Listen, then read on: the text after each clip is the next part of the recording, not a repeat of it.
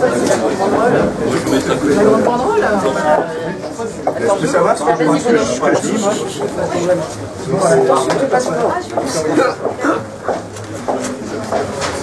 Ça va bien, ouais, ça va bien.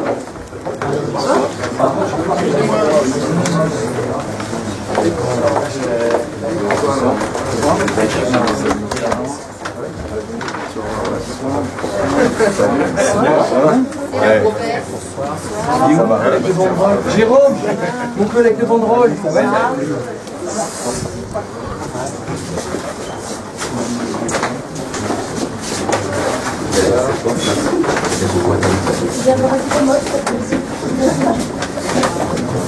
Bonsoir, derrière cette porte, vous êtes au voisin du plateau. Oui, merci.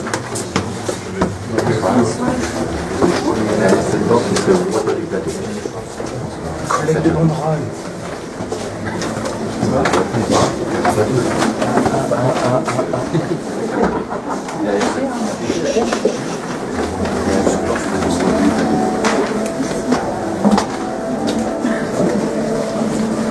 après cette porte, vous êtes au voisin du plateau.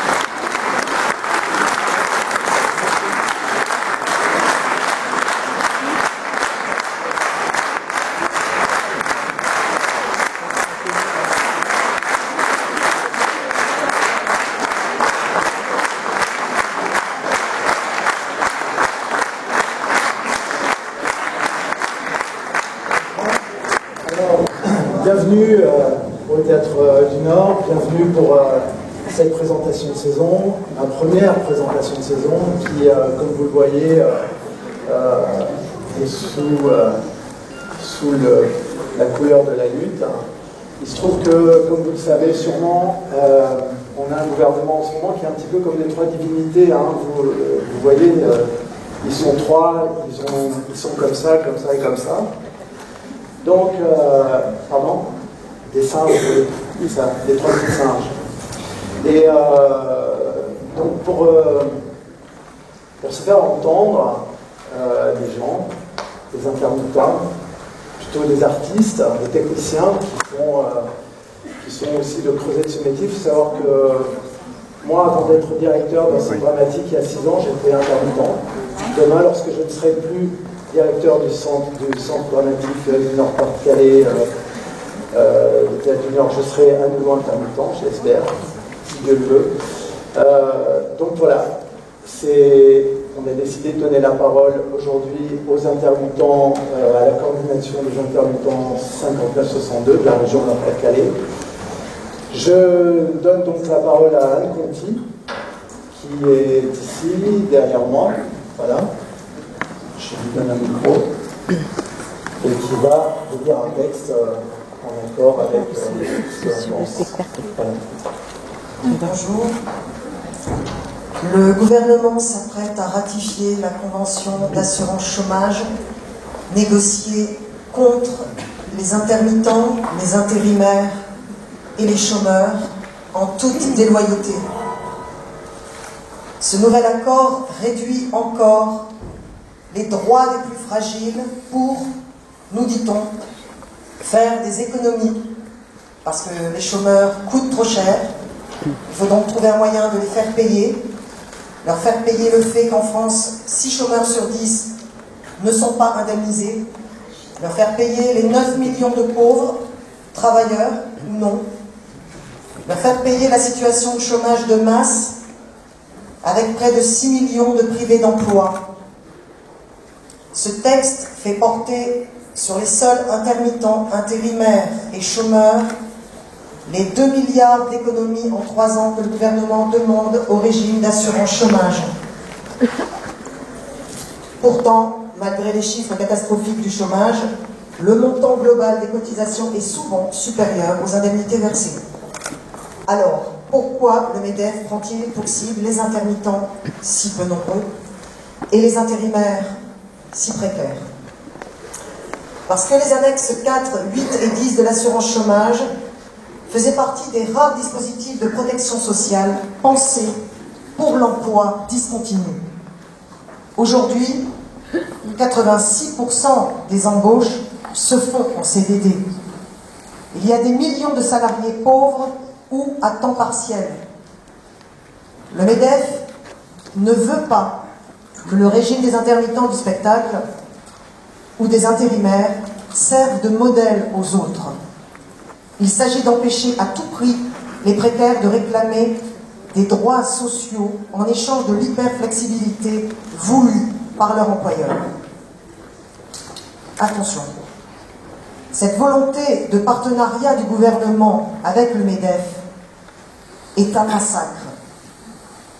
Cet accord va aggraver dangereusement la situation de tous ceux qui vivent la précarité au quotidien. Nous ne laisserons pas faire cette immense casse sociale. Nous avons bien conscience que beaucoup de professions sont en danger, pas seulement les nôtres. Et nous affirmons ici notre totale solidarité. Avant d'arriver au pouvoir, tous les membres du gouvernement soutenaient nos propositions. Nous voulons simplement que les actes suivent les paroles. François Rebsamen, qui nous défendait juste avant de devenir ministre du Travail, passe son temps sur les plateaux de télévision pour dire et répéter qu'il va agréer cet accord inacceptable. Mais l'idée de savoir si cet accord a du sens ne l'atteint pas. La communication du ministre autour de l'accord est plus importante qu'une réflexion approfondie et concertée sur l'assurance chômage des Français. Est-ce là le sens de la politique française aujourd'hui, celui de la communication sans fond? Le régime des intermittents est attaqué régulièrement. Trop cher. 1 milliard de dépenses de l'UNEDIC. Faux, faux, faux, intoxication médiatique. Les intermittents représentent 3,5% des chômeurs et touchent 3,4% des allocations, 3,4% des allocations versées. La répercussion de l'art et de la culture est économique, bien sûr, chiffrée. 57 milliards, plus que l'industrie automobile. Mais, surtout, avant tout, ces répercussions sont humaines, inestimables, inchiffrables. Aujourd'hui, non, les annexes 8 et 10 ne sont pas sauvées. Elles sont en grand danger. De plus, dans le contexte politique d'austérité, les budgets de la culture, comme beaucoup d'autres, sont soumis à des coupes drastiques, dans les petits lieux, dans les gros, ici. La colère, le désespoir, mais surtout la détermination entraînent des mobilisations partout en France et dans tous les festivals d'été. Les salariés permanents et intermittents du festival Le Printemps des Comédiens de Montpellier sont en grève depuis 7 jours, c'est leur 8e jour aujourd'hui, rejoints par l'Opéra Montpellier, le Théâtre National de Toulouse, les équipes de tournage à Marseille, à Strasbourg, les centres dramatiques de Thionville, Besançon, d'autres équipes encore, ici, en région, des équipes artistiques se sont mis en grève à Los-Angeles, Boulogne-sur-Mer, et puis Nantes, et le Festival d'Anjou, et nous venons d'apprendre que Montpellier Danse est en grève. Les théâtres Sorano, le Hangar, le Ring à Toulouse, 8 théâtres au total à Toulouse. Le gros festival de musique actuelle Rio Loco. Les Furies de Châlons-en-Champagne sont en grève à 80%. Nice, avec le festival Crossover, et à l'instant, le théâtre de Sète. Il est délicat, sachez-le, et déchirant d'annuler une représentation. Ô combien un festival, c'est violent. Mais cette violence n'est qu'une répercussion des choix d'une société injuste et donc violente, orchestrée aujourd'hui par un gouvernement socialiste. Pourtant, un travail concret a été mené depuis plus de 10 ans sur ce régime de l'intermittence.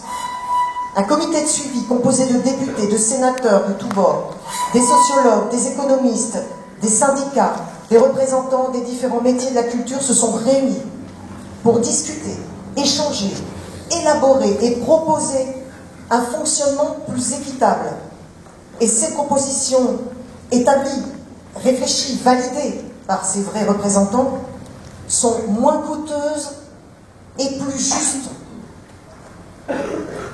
Aucune de ces propositions n'a été prise en compte dans l'accord du 22 mars. Elles n'ont même pas été regardées. Nous y voyons donc du mépris pour la démocratie.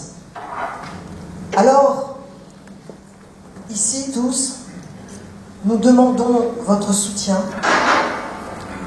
Signez la pétition, envoyez une lettre en votre nom à M. Rebsamen, ministre du Travail. Il y a des lettres types dans le hall, tout ça se passe dans le hall.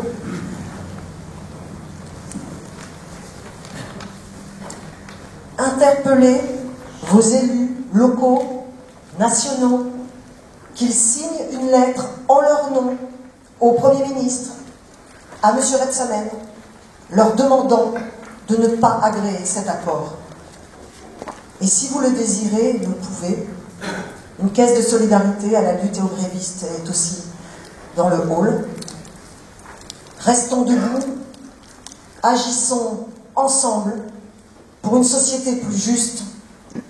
Ce que nous demandons, nous le demandons pour tous. Luttons et résistons maintenant, avant que notre été ne soit complètement noir. Merci.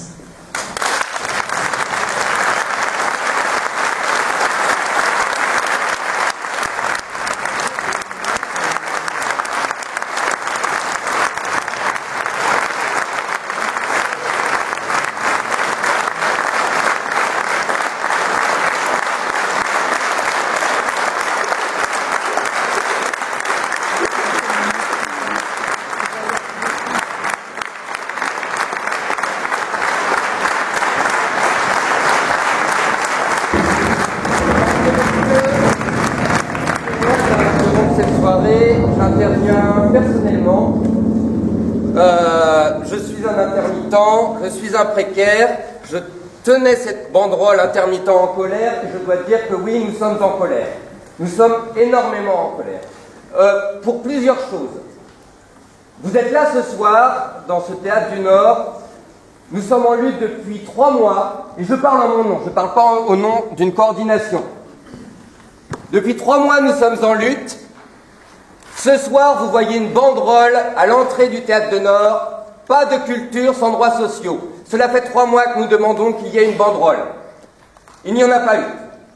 Dans la plupart, seul l'opéra a osé le faire. Dans les grosses structures ici, dans le Nord. Il y a eu des soutiens, il y a des soutiens du Syndéac, effectivement, mais dans les concrètement, ces soutiens sont faibles. Et je suis en colère.